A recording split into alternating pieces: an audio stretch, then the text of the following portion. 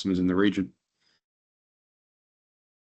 Yeah, my name is Rick Larkin. I've been in the space for over 40 years. I've been at NetBrain for 10, and I've worked a bunch of different verticals.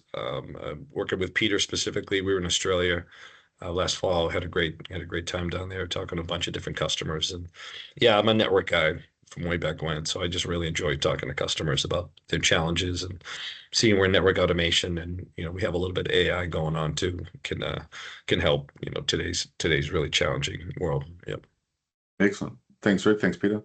Thank you. I think you're on both. You're both on one on each coast. One on the east, one on the west.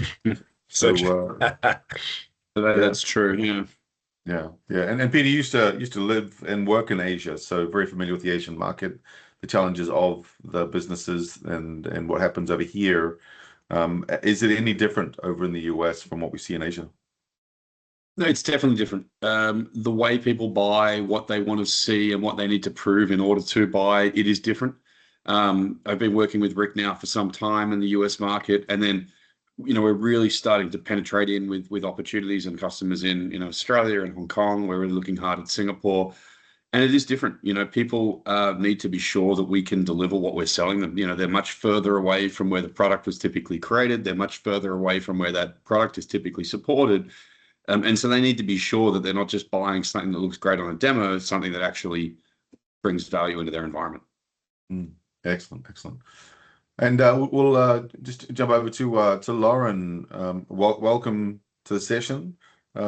Quick intro, something that you're looking forward to hearing about on this call. Well, good morning, everyone. I'm a bit of a fresher actually for this industry. So I'm based in Australia. I'm a marketing person and have had the pleasure of immersing myself with Rick and Peter when they were here last quarter. So for me, it was a bit of an education exercise. I've had the pleasure of sitting in on a couple of their demos and getting to understand the excitement for the product. Yeah, I'm here to learn. Excellent. That's good. Yeah, Peter and Co was down in Australia late last year, I think it was, or early this year. Down in that space. So thank you for joining from Australia. Swapnil.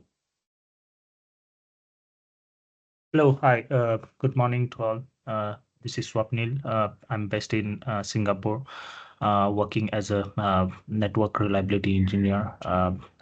We have started working on the NetBrain. We are using NetBrain for the automation and the observability. Okay, excellent. So you're already a NetBrain customer. This is to see if you can get some insights on what else you can do with the product.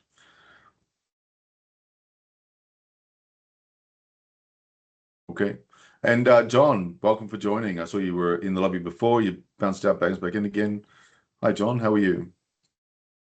I'm good. How are you? Good. Thank you. So we'll just quick intro of each person. So if you just want to introduce yourself and share what you would like to see from this session, to take away with some learnings. Yeah, I'm pretty new to NetBrain, so I'm just looking around for any automation as well as maybe resiliency solutions on the networking. So I'm just checking because there's some AI ops and automations features that I'm interested. So yeah, I'm pretty new to NetBrain, but I'm actually used to work for IBM on the network performance monitoring. So I'm looking at the complementary solutions, like for instance the digital twins as well as the topology part that of interest. Okay. Yeah, the digital twin technology that's there and the AI automation is definitely key to try and help with the business challenges that we have running our networks. As we start to replace infrastructure and really want to leverage that automation for config consistency. Finding the right product that fits inside the organization is definitely one to look at. And when we think about it, what is the business challenge? So Peter, business challenges that you see as prevalent and important. Yeah, look, there's a bunch of them. I think that, as we talk to different organizations and different people within those organizations, we kind of get an understanding of the range of what they are. I think the first thing is that most organizations don't have a handle of what's on their network, right? So it's really the bread and butter of the NetBrain solution. It's something we've done for a really long time, and that is we discover and we map the network extensively, right? And so typically when Rick and I go and speak to an organization, we'll bring up a topology that shows this is the end to end. This is what NetBrain covers. It's everything from your wireless access all the way through to your data center and your hybrid cloud. And so the problem we're solving there is, what do we have, right? And so by knowing what we have, we can then answer the question of what's impacted when something goes wrong. These types of things, right? So John mentioned the digital twin. We use our digital twin to be able to continuously assess the network for essentially troubleshooting, health checking, and compliance. Right. And so, we see that is taking the manual steps required to do those things and putting them in the hands of NetBrain. Excellent, excellent. And so how do we change, from visibility to control of business value?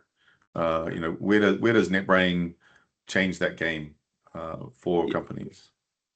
Yeah, I think we're going through a transformation ourselves where we've had a tool which is very much around discover the network, map the network, have a person use the tool, very much a manual way of interacting with things. I think the conversations, Rick and I are having extensively in the US is how a tool like ours enables organizational change, right? So identifying, what parts of the organization have traditionally relied on, say, a central network team or some sort of shared services team, and how do we sort of automate them getting access to data they'd otherwise have to rely on a person for, things like that, right? And so as we start to change the way automating the diagnosis process, right? So instead of every time a ticket or an alert comes in and we have to wait for someone to validate that maybe it's not a network issue, now we can automate that initial step, right? We can automate the first 5 checks, 10 checks, whatever would happen to validate something's not a network issue. Now we automate those steps, right? And as we implement that across the board, we start to see massive changes in terms of how long it takes things to be identified as problems and how long it takes to resolve them. And can you share some examples of where where NetBrain has prevented outages rather than just help troubleshoot them? Yeah, I could probably jump in here. So Peter and I have had a couple of really interesting customer engagements, that resulted in them, going with NetBrain. But so a couple examples, just like off the top of my head. A very common use case that happens in every organization, independent of vertical, is the first one is the dreaded slow application, right? The application is slow, has to be a network problem, right? So what happens is, and particularly if the application's in the cloud and you're going through some, a service provider or a software-defined WAN, it's back in the building or it's the C-level at home or on the road, there's a lot of moving parts there. So we help provide not just that visibility, but the observability to get to the root cause really quickly. And, I can't tell you how many times, what happens quite often is the network organization has all these tools lying around. So there's a perception that they got everything. So they always start with, hey, can you guys just tell me if it's a network problem or not? Right. So mean time to innocence is a big one where, it can take days and weeks, where you can take minutes. We're like, nope, it's not in the building. It's not in AT&T or in NTT's network. It's got to be in the cloud, right? Or somewhere in one of those other places. Another very painful thing that people experience is, we call it failover failure, right? So I think I heard some of the people on this call are into resiliency and, making sure that the network is reliable. So you tend to deploy things at a minimum in pairs. You get pairs of stuff, right? Or maybe multiple sets of stuff. And you try to eliminate all the single points of failure from your network, right? That's just best practice. But then what people don't do is they don't validate and verify that the backup, the plan B device or interface or network or whatever is good to go, right? And this happened recently with a very large federal customer. Well, they're about to become a customer because it really hurt them. They lost a couple of weeks trying to get to the root cause of a particular problem, right? And another one was the old Somebody does something that seems like a good idea. This is sort of what we call protective change, right? So there was another large customer where somebody in the DevOps world was just sort of messing around in an Amazon payload, like a VPC or something, and they just put a couple static routes in, no big deal. Well, that worked its way into the Amazon sort of central routing process back in the building. And then that wound up, again, slowing down applications. But it was a really, really tough problem to get to the root cause of, right? So since the way I think about it as a network guy is we understand the control plane, right? About all of these physical devices and logical devices and virtual devices at very, very deep levels. And that's what gives us that visibility to, and if you can define what does good look like, and then we just figure out how it's changed, and there's so many different use cases, but I see John raised his hand. So I don't know if Yeah, John, you've got a question. Yeah. Yes, Rick mentioned there's a few points of interest. One of them is that when you go into the war room, usually that you either the network or the application problem, where I'm just wondering whether NetBrain will actually have any things that, whether it's a plugin or plug into the applications to say that, yeah, this is a network problem and this is not an application problem, or whether this is an application problem and it's nothing to do with the network. So yeah, so our solution doesn't require like plugins or agents, that kind of stuff. We act like 200 network engineers or security engineers, right? We're gathering data from these devices the way that people normally do, right? So we're automating that, like Peter said, the very manually intensive, NetOps, CyberOps pickup game, that happens all the time.